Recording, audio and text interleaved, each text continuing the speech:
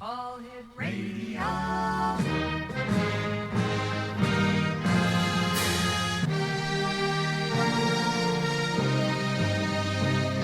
Welcome to the X Zone, a place where fact is fiction and fiction is reality.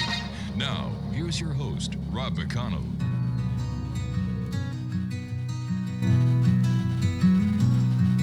The sun broke through like a whisper inside, painted gold on the tears in your eye. The clock ticked loud in the hollow of time. We stood at the edge of a long, lonesome line. Words got caught in a tangled embrace. Too much to feel, too much to face. This is the day of goodbyes, my friend, where every moment must find its end. And good evening, one and all, and welcome back to the X Zone. I am Rob McConnell. This is hour number 2 of tonight's show, and we're coming to you from our broadcast center and studios in St. Catharines, Ontario, Canada. If you'd like to send me an email, xzone@xzoneradiotv.com, and on all social media sites, Xzone Radio TV. My guest this hour is Mary RAMEY Gray, founder of Mass Soul Infusion. The website is masssoulinfusion.com. A quantum shifter and spiritual consultant, Mary leads groups, meditations, spiritual house cleanings, psychic medium sessions, and soul transformation therapies. And joining me now is it's Mary RAMEY Gray, right? Yes. Okay, thank you. Tell us a little bit about yourself, Mary.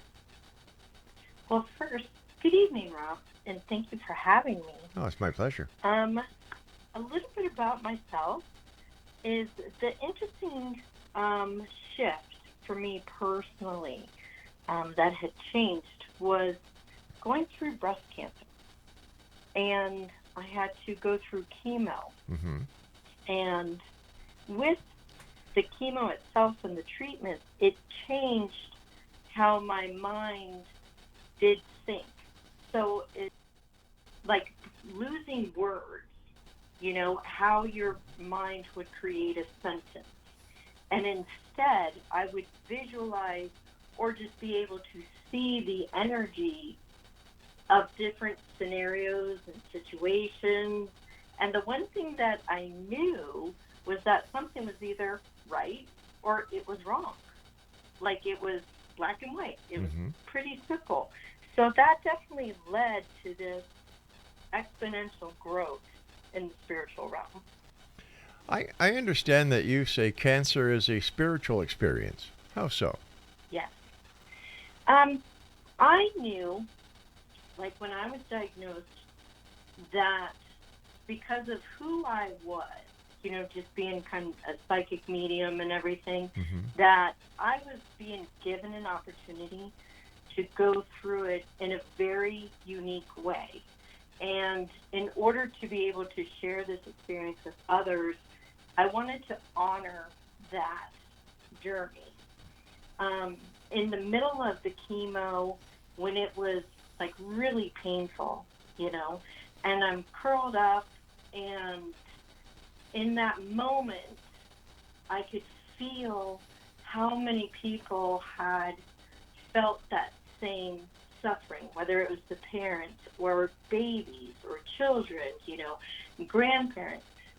And when I was able to write 2 days later, because I posted a lot of the journey on my personal Facebook page, and I wrote and I said, thank you, God, and please give people extra love today and extra hugs today for everybody who's been here and everybody who made them dinner or supported them, and I just felt it so much. And I just wrote it as from that place, and I received like 168 thank you letters, which I was not expecting. And just saying, like, I felt that, and we were there, and Like, it changed people. It was just amazing as one experience. Mary, let's start at the beginning. What first drew you towards spirituality and energy work? I started to have interesting memories, like as a child, and I would know things as a child, like a very young child. Even being at a few years old, I would know circumstances. Like, I could feel people when they would change, even my mom. Mm-hmm. Like, if my mom was not right in her normal self, like, I could really feel it, and I could ask her, and she would just be like, how do you know that? like, I don't know, I just know. So that's kind of the early experiences of that. Now, you describe Mass Soul Infusion as directed intention for all. How did this concept come into being? Well, I love that you asked. I had sent an intention to change the world. Like, you know what I mean? For the world to feel better, people to feel better, clean water, things like that. And when you set just firm intentions, they kind of have a way of showing up in your life. And when you expand your awareness, you recognize when that happens. And so if you think about changing the world, there's a massive amount of souls on the planet. And so in order to create an energetic shift, it's kind of infusing a newness. And my friend, Dr. Wendy Peterman, helped me come together with Mass Soul Infusion. And that's how we linked it together. So I very much give her credit on that part of my website, because that was brilliant. Can you explain what quantum shifting means in your work? In my particular work, when you have a change of awareness, like how you see the world, that is your quantum shifting. To give for instance, in a practical way, through radiation, and this is my experience, and I did share it with the doctors too, and they had lotion, and it would, that you're supposed to have, to help protect your skin. And when I was watching it and how they were, showing you how to apply it before you started it, it didn't quite sit with me in that way. And there was something that was a little off.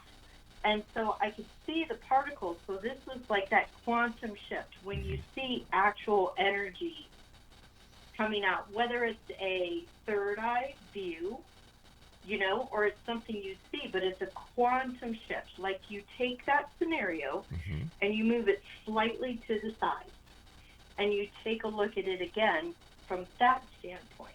So the reasoning, which is your practical 3D, like you put the lotion on to protect your skin, but something new that there was a little bit different to that. And so what I got was using a spray tan. And that a spray tan covers the skin similarly to one of the lotions that they use, yet it never enters the skin. And so when the radiation would come, as soon as you take a shower, the radiation disappears. And so that is a quantum shift of being able to see something right in front of you, but to see it differently. It's a taking a turn on it and looking at it again. Your website speaks of group meditations for companies, families, communities. What's the power of collective intention? I'm so glad you asked that, because the power of collective intention is slightly different when people join together, to have a picnic, have a celebration. That's a, collective energy with intention, like we're going to celebrate somewhere. But when you do it and you set it as a meditation, like together we are going to relax our feelings, or together maybe we will put aside grievances in a meditation. Or in a company, like together we're going to put a goal of how harmonious working environment that we all love to be in. That just takes it to another level, which is really cool. You offer spiritual house cleanings and body scans. Can you walk us through one?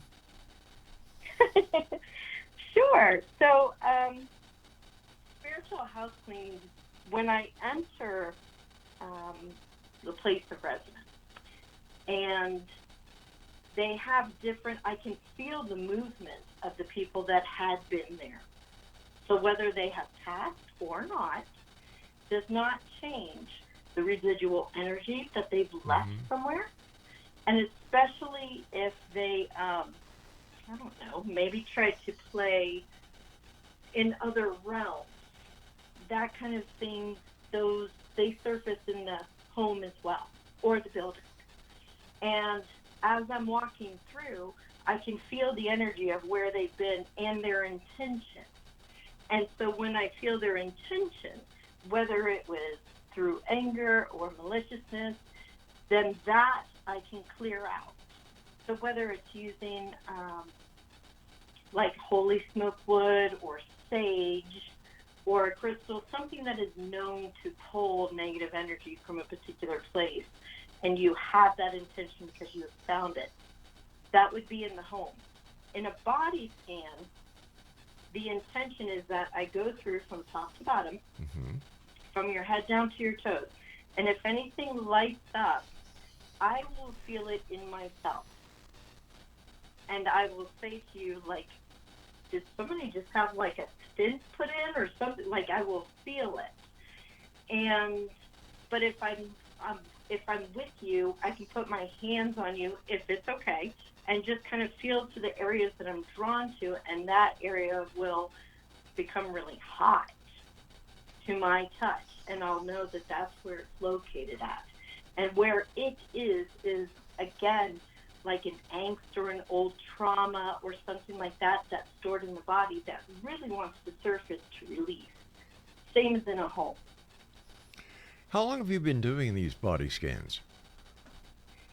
I've been doing the body scans a lot since coming out of chemo, because like I said, I literally could see things so much differently, and I could see energy in a higher fashion. Like I would do something similar to Reiki and things like that, you know, before chemo. But once I went through the chemotherapy, it just, I don't have to prepare, you know, per se or anything, or I just can do it really kind of on demand. All right, you and I have to take a break. Please stand by. X-Zone Nation, our guest this hour is MERI RAMEY Gray, and her website is masssoulinfusion.com. And MERI and I will be back on the other side of this short break, so whatever you do, don't go away. I'm Rob McConnell. This is the X-Zone, and we're coming to you from our broadcast center and studios in St. Catharines, Ontario, Canada, on the X-Zone Broadcast Network, Talkstar Radio Network, Mutual Broadcast Network, and streamed around the world on classic1220.ca. The tears in your eye, the clock ticked loud in the hollow of time. We stood at the edge of a long, lonesome line. Words got caught in a tangled embrace.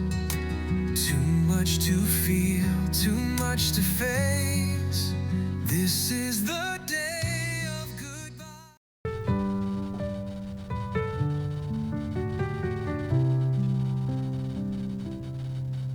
In a quiet town called Carricknan, near the river's gentle call, lived a woman with a light so pure, she gave her love to all.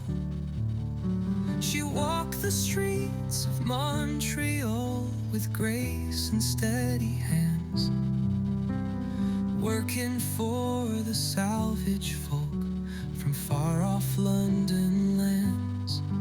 My mother, my friend, a soul so kind, a guardian angel through space and time.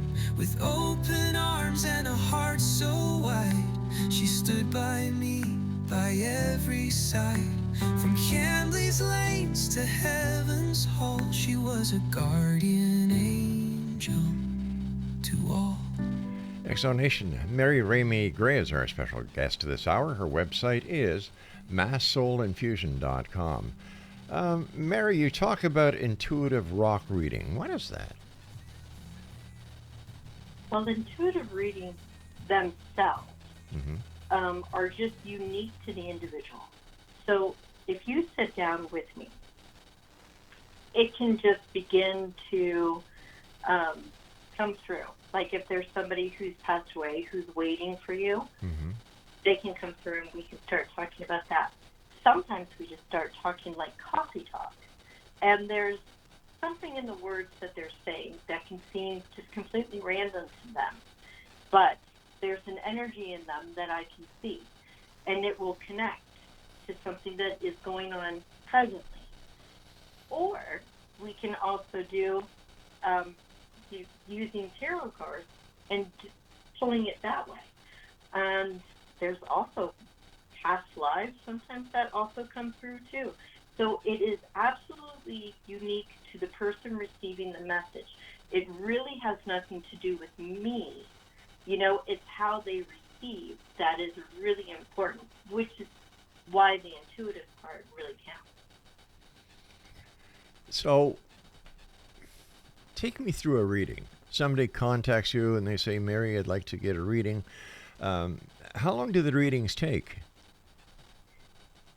Generally speaking, the readings, especially if it's the first one, is usually about an hour and a half, because we start in on what they really want to talk about, you know, because usually you have an idea if you're reaching out to somebody, and you're like, this is what I want to do.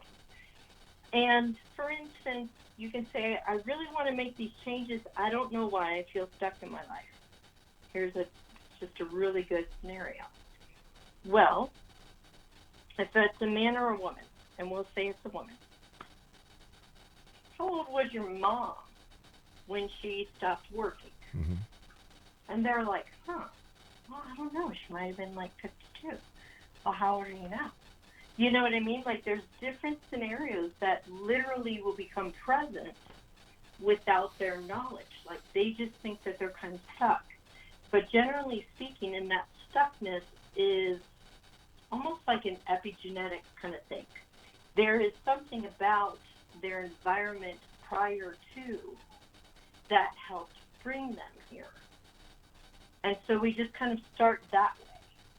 And then we can develop from there. So if they're like, oh, I never thought about how my mom didn't do that, you know, and then you say, well, what did your mom do to kind of move out of that? Where did she go?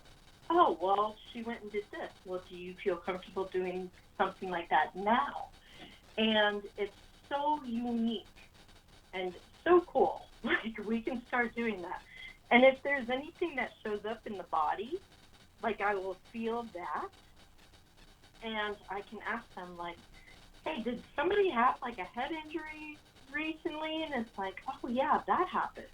And I'm like, well, that's coming up in here. And then we'll go to the cards, like, as an ending, as a kind of wrap-up, you know? Now, Mary, you've been called a messenger and a medium. What is receiving messages for other people like? What's it like to communicate with the other side? I began to have kind of a newer and a more freeing way to speak. And generally speaking, if there is somebody who has crossed over from the other side, and whether they have a loved one near me or not, but if they really want my attention, our energies match, and they interact with me with how they passed. And that's always going to get my attention. And since that's in my wheelhouse of, if you're going to get my attention, do this. And then I can hear them. And then their messages start to come through. And it's not like necessarily always an audible voice. In fact, it rarely is. It feels like you are talking to yourself. But the person's telling you things that you yourself have no idea.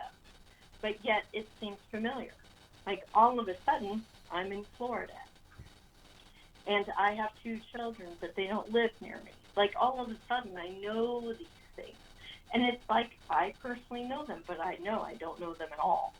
But that's what it feels like. It's like it is your own voice, but it's not anything that you yourself would know. That's the difference. You've worked with clients who are near death or sedated. How does that connection differ? When people are near death or sedated, they literally leave their body and are traveling in between realms. And I can watch them. And again, it's a third eye, but I watch their energy and soul travel over. And when they do that, I will hear them talk. They will say their last wishes. They will say things that they would like. And that's giving, like, their last messages sometimes to their loved ones. Like, can we get this person together? You know, things like that. Also, in addition to, it's kind of cute because it's like watching them become Peter Pan or Tinkerbell. Like, they're like, oh my God, I can fly. And then they go back to their body. And then they leave. They're like, I can fly. And then they go back. But that happens for probably, I want to say a total of a couple months. Because once they pass, if they pass, they say and do the same thing. They don't enter the body per se, but they don't realize that their body's not back. Because since time is not relevant on the other side, they don't realize that there's not really a body to come back to. But they do realize that people are moving and things like that, but they still have a lot of messages and their energy is still very active here on the earth plane. What was one of the most profound messages that you've ever delivered, Mary? My goodness. One of the messages I had to deliver was from a woman who was not supposed to be alive. She was supposed to have passed 2 years prior to, but she could not. And she could not because she really needed to give a message to her daughter. But her and her daughter did not have a good relationship at all. And I heard her, and again, these are things that I personally would not know in any way, shape, or form. And I tried to reach her daughter. I went to go visit her daughter, and she was not home. And so I was like, well, you know what? I'm going to stop at, a small little shop, and I got stationery and an envelope and a pen. And I wrote and really just channeled her mom or just let her mom speak, and I just wrote. And it was like a 6-page letter. And I had a friend who was friends, with this lady, and I went back to her house, and, she wasn't there, which is all okay. The energy of not being available is kind of why I had to write the letter, because the mom and the daughter couldn't get together, so even energetically they couldn't. And my friend called me about 3 hours later and said, Mary, she got the letter, and she knew that obviously it was not her mom who delivered it.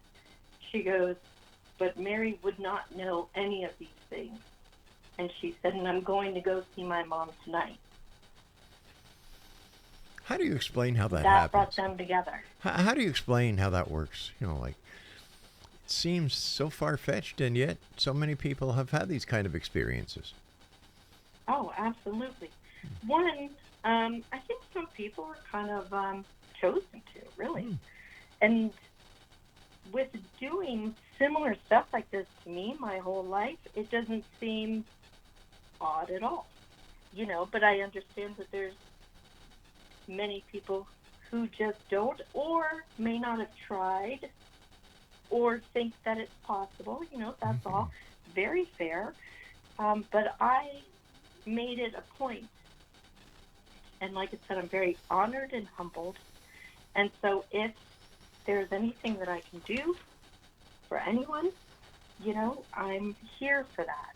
And that, I always ask, how may I serve? And I feel like that's a really good place to start if you're ever looking to do this kind of work. You found a Center for Quantum Change. What inspired that step? When people feel like the only answer that they have is right in front of them, Mm-hmm. and that there's no other option, that is not true. So similar to looking at something and taking a turn on it, it's like putting that entire energy into a kaleidoscope. Because as you keep turning the kaleidoscope, something new appears, something new appears, something new appears. And you can absolutely change everything that's going on in your life, all of it. You can shift even the energy that's like moving your foot. If your foot has like a similar pain, there's different things that can enter that area, because a lot of pains or ailments or disease come from stored emotional trauma. And going into that area is not something a regular doctor or clinic is going to think about or give an option.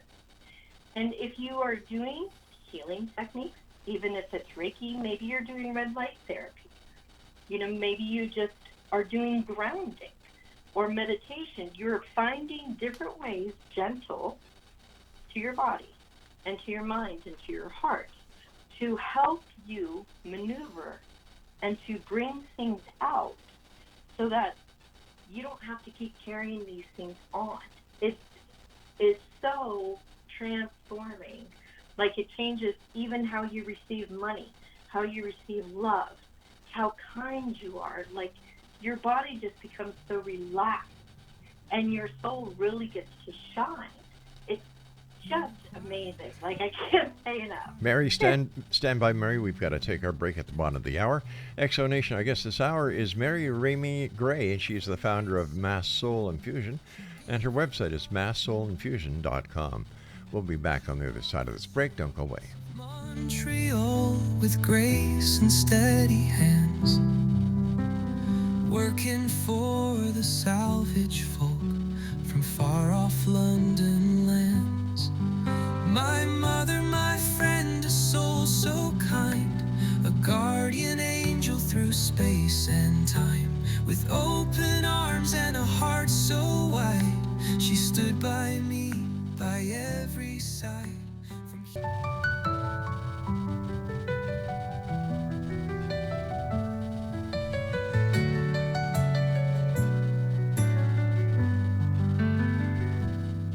Some days I walk, some days I crawl, some days I can't feel much at all. My body's a maze that I try to read. Every step forward, a silent need. But I won't let this break who I am. I've learned how to fight, learned how to stand. I may fall, but still I rise. Through the pain, through the tears in my eyes. This road is long, but it's mine to tread. With every sunrise, I lift my head. I won't be defined by what I can't do. Still I rise, and I always will too. Let's talk about legacy, Mary. Your sessions in conferences like Fresh Life Ahead. What core message do you share? With the legacy itself, I take, again, a slight little quarter turn on it. And the leave a legacy, when you have that intention, and like I said, every intention is extremely powerful. You have no idea just how the universe is going to work in your favor when you claim that. And so when you leave a legacy, you know that what came before you is not necessarily what you want to all pass on to the younger generation. And that's even including being able to have a voice. Like when children would be, not heard, they're just seen. And so we would be taught to be silent. Like that's just one for instance. And it's being able to talk about how you would like things to change, how you would like to be heard, but without judgment upon anyone before you, because they only knew what they themselves had been taught and were raised with. And so as you keep shifting and making your voice a willing participant in your life, then you are going to leave a legacy with those around you of less judgment, of being able to speak. And so therefore it doesn't ball up and become, something very angry, because that is what we're trying to change, because that does lead to, disease and illnesses. It's definitely a factor. And by doing these little bits of change, and then we're teaching our kids how to be able to speak appropriately, how to have a conversation, even if it's something that they're upset about, as long as they're not taking the anger out on a person. But they can have the anger and have it come through, but then they don't have to hold on to it because they got to speak. So that's kind of a really big part of it. You've written Baby's Guide to Parents. How did your early childhood influence your spiritual path? Oh my goodness. Like I said, I knew things and I thought everybody just did. And so as a baby, I very much knew that my mother, loved me and adored me. My dad had a regular, 9-to-5 job, but it would be like 8 to 6 because of travel and things. And on the weekends, there'd be lots of playing in the leaves. Like I was a year and a half old and like stuff in all the big, puffy jackets and everything, because it would be chilly up in Connecticut. And it would just be so much fun, and I felt free all the time. I felt open to express myself. I felt that every day was so much fun.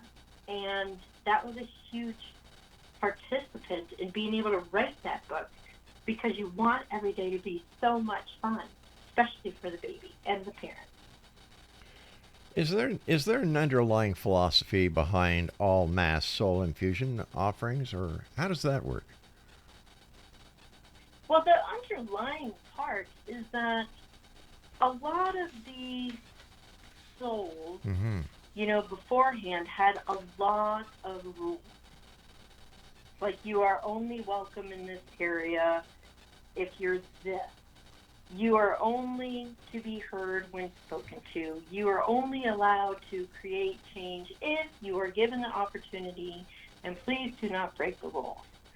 And those rules gave so much constriction to the masses that's how there's so much prevalence of disease and sickness and illness, and people do not know how to help heal themselves. But who came up with these rules? With what? Who came up with the rules? Well, a lot of kings and queens and, even different, religions, having to have, in this house, we only serve, or you cannot be divorced and be able to be here because you're going to fail the family. I mean, it's such a social all the way around the world, like it is in the masses, and people just really want to be accepted by each other. How does someone new to meditation or energy work begin with you?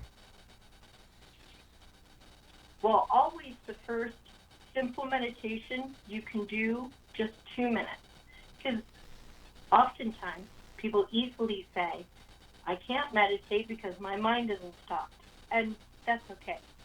So a simple, 2-minute meditation can have a mantra in it. And it gives the mind something to do. And so the mind gets redirected into a center.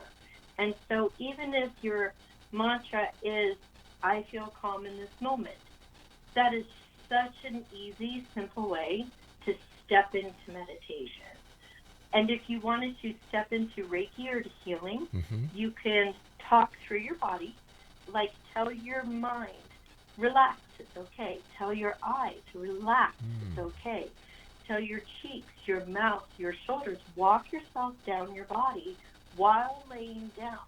That in and of itself is going to change the cells of your body and add healing. And it is so simple. What misconceptions about psychic or intuitive work bothers you? Well, what would be? I think some people think that, like, you're just in it for the money, like it's just a street hustle, you know? Like the people on the sidewalks at the table, and they're telling you something horrible is going to happen to you unless you spend $1,000 with me. I think that's real. Okay. You've had personal health challenges. How did they shape your spiritual practice? You know, when I knew when I was standing in line in the imaging center, and it was April 2021, and COVID was kind of just opening up, like you could go to an imaging center.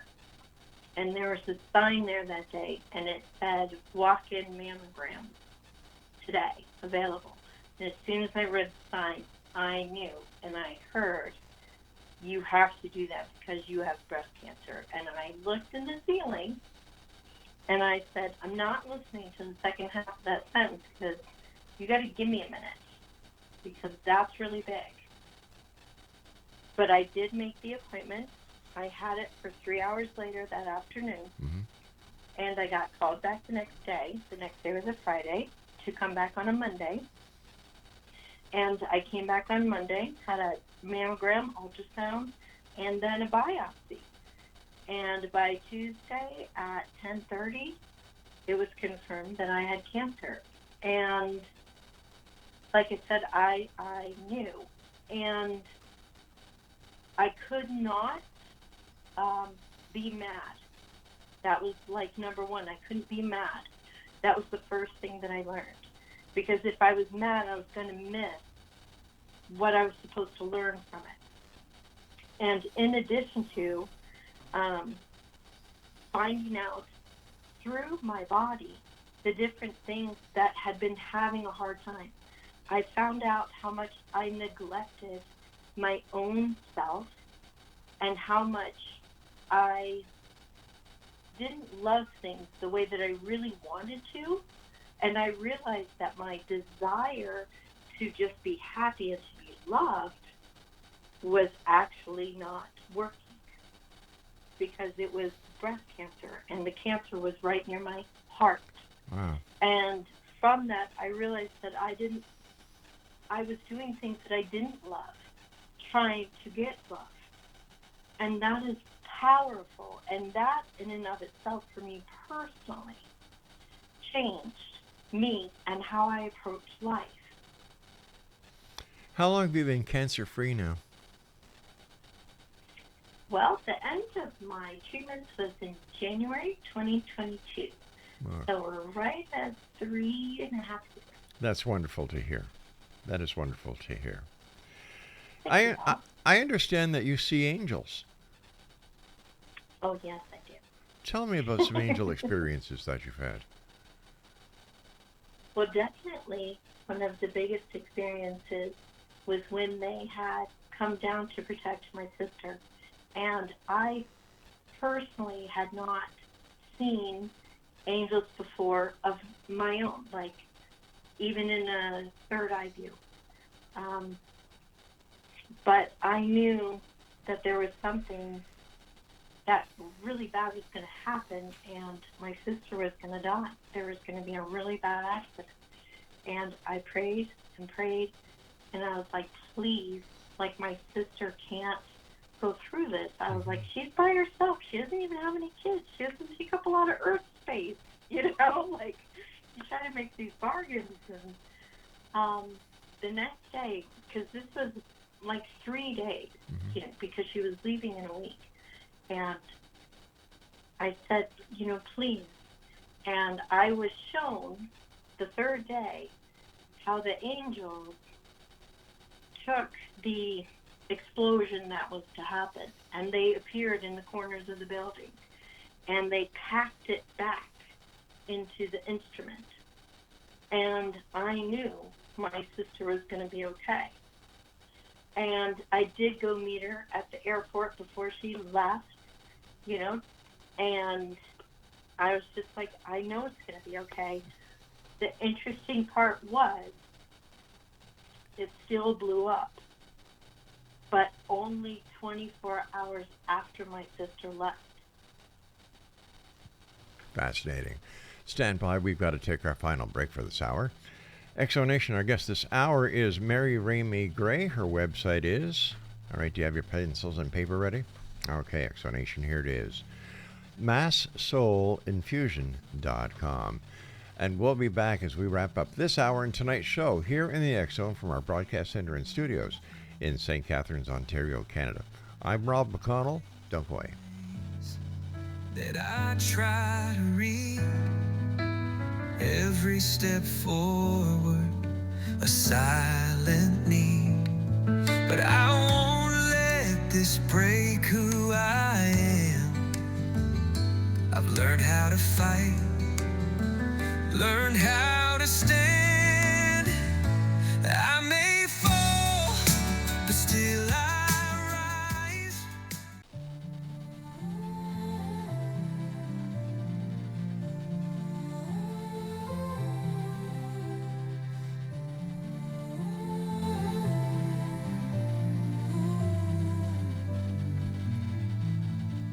In the twilight's hush, where shadows whisper low, a silver glimmer streaks across the sky, aglow with a haunting melody.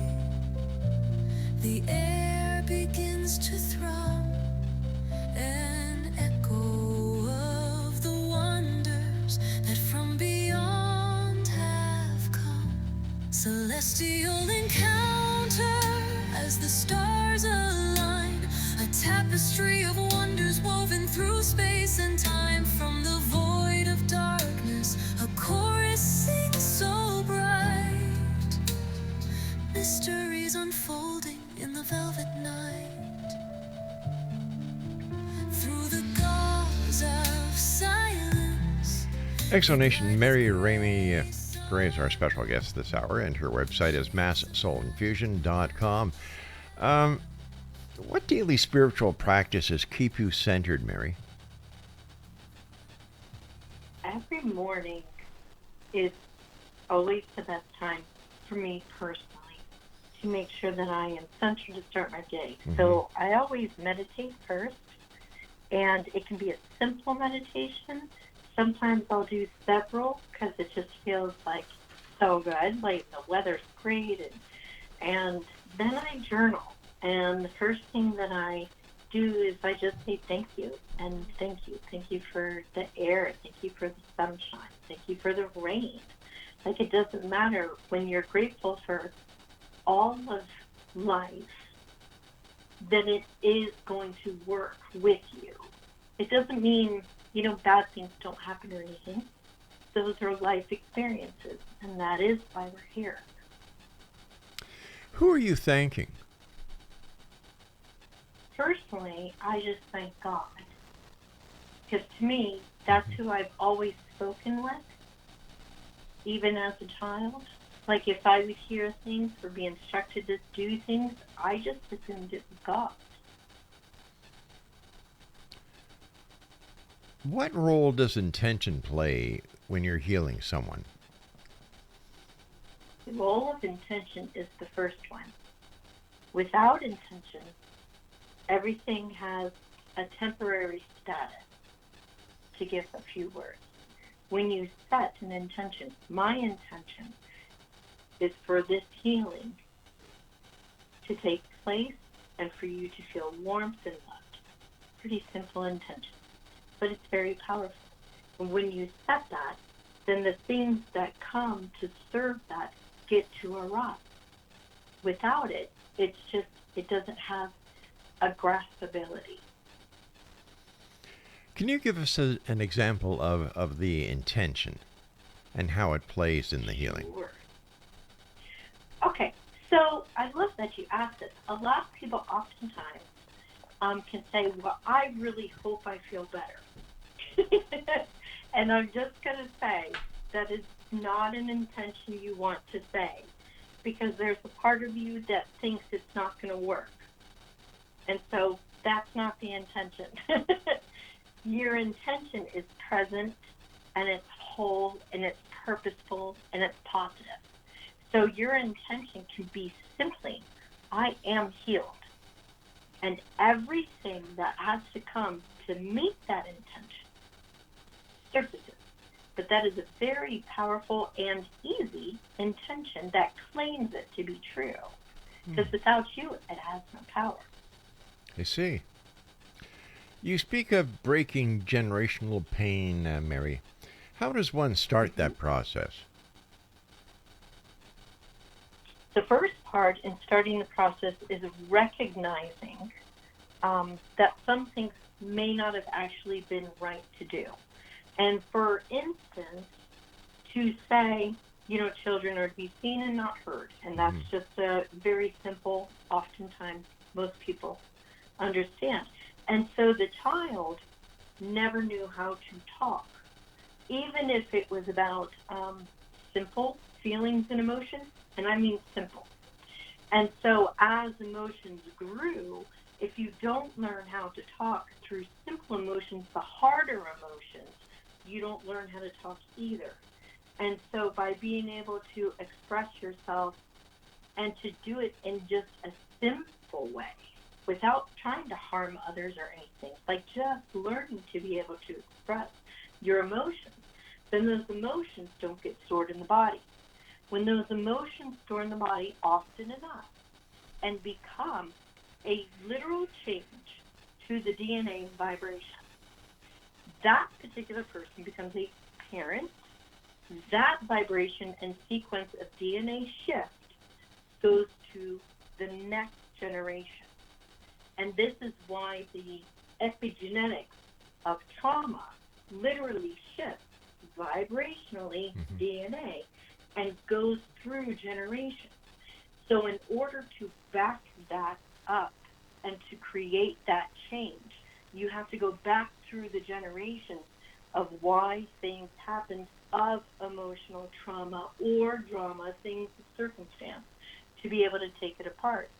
And so therefore you're changing the vibrational sequencing of the DNA. So is this like past life regression? No, not at all. No, It is current state. Like you're awake, we're having a conversation, and you can realize that your mother taught you this. You don't need a past life for that. From the energy of that conversation of your mom, and then there's her mother.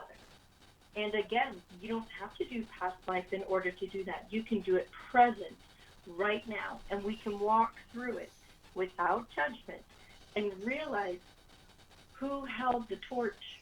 Even if it's 2 generations back, that's enough generation to create a change in the sequence. What's one takeaway you hope listeners get from our interview tonight? The biggest takeaway, if there is to be one, is that right now, no matter what is happening in your life, it doesn't matter. It can all be turned for the good. It really, really can. These simple little setting an intention changes your life. It gives your vibration a voice, and that matters a lot. And you can love deeply again. You can love yourself again. You can feel good. These things are so abundant of what life is supposed to be. Like, if there is anything, that would be it. Finally, what advice would you give someone yearning for spiritual freedom? Jump in with both feet. Remember in Mary Poppins? Did you see that movie? Many years ago, yes. Well, Dick Van Dyke drew the pictures on the sidewalk. Right. And Mary Poppins showed up with the kids. And he's trying to do this and shake and wiggle and da-da. And she goes, just jump. And they jump and they're there. And that's all you have to do is have the courage, love, and faith in yourself that as soon as you make that leap, the universe is going to go millions of miles to catch you there. These are undoubtedly very troublesome times around the world. Any advice for the audience on how to cope with the geopolitical as well as all the nastiness, the negativity that's just coming out of nowhere? I know, I agree. The biggest part of understanding what new creation is has to come from destruction. It always happens. You know, a volcano appears and new land gets to form. Right. You know, there's a wildfire and there's new grass. Trust that this part of sequence of events has to occur in its current state so that we're kind of rid of it, so that we're kind of rid of that energy that created that old stuff. And so just trust that it is working out in our favor. Do you find that there's more and more people looking for spirituality these days, and that there's a thirst out there, a desire for people to find out more about spirituality and how they can benefit from their participation in spirituality? The benefit of spirituality, I want to start there because I feel like that is really important to just kind of state. When we act, and like you said, with the political climate and everything, the more that we act through the mind's energy, it has its own energy that with anger or hate or it's not justice, that particular energy is not good for the planet or for other people. So I feel like some people are just finding spirituality because they're kind of pushed to the brink. Like, I can't stand this. Like, there's so much hate. There's so much. Like, I need to find somewhere else. And the more then that people collectively go to spirituality, which means they're taking a stand that they do not want to live that way anymore. And that energy does not get to exist. It's like being able to starve it out. And that is beautiful. So as people enter in, it doesn't matter where you go, just start. And you can trust that you're going to find your way through. If you meet somebody, it doesn't matter, drums, sound circles, crystals. If it doesn't work for you, try a different one. Just, keep going. There is something for everyone, and there's usually multiple. My final thought for tonight is, in your opinion, Mary, is there a difference between spirituality and religion? I do believe so, very much. My auntie, is very much in the Catholic religion and church. And she said, Mary, you do all this work, and it's all beautiful to me, because to me it's all creation. And she said, why can't you just, be Catholic? And I said, because there's things that they don't, like being gay, that's not welcome. And I said, and that's just not true. I said, if you know that you're created by love and you're created, nobody's rejected. And that, to me, is what that difference is, spirituality, you understand and know that everybody, has their purpose here to have a human experience. And the religion says you can only be welcome if you are in this realm, and that is not true. Mary, I hate to do this, but we've just run out of time for tonight. I want to thank you ever so much for joining us. Great talking to you. Keep up the great work. And Exonation, if you'd like to find out more about our guest this hour, Mary RAMEY Gray, visit her website, masssoulinfusion.com. Well, that's it for tonight. I'll be back tomorrow night at 10 o'clock as once again we cross the time-space continuum to this place that I call the X-Zone. It's a place where people dare to believe and dare to be heard, Monday through Friday from 10 p.m. Eastern until midnight, right here on the X-Zone Broadcast Network, Talkstar Radio Network, Mutual Broadcast Network, and streamed around the world on your hometown radio, Classic 1220. That's classic1220.ca. So until tomorrow night, my friends, always keep your eyes to the sky and your heart to the light. Good night, everyone. Across the sky, aglow with a haunting